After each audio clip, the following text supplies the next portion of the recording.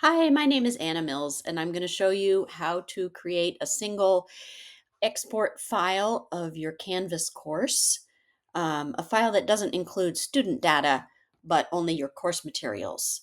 So I'm on the home page of my course, and I'm going to go to Settings. From Settings, I'm going to Export Course Content. And I could click this button to create export. You can see this is taking a little while, so I'm just going to show you.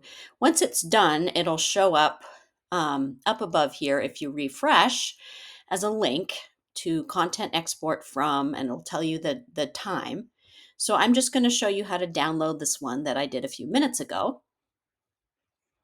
And I'm going to allow that, and I'm going to save it. And now I have a imscc file, which is something I can use with other learning management systems besides Canvas, or I can upload it to ChatGPT or another AI system and ask it questions about the course. So I'm going to do another video about how to do that.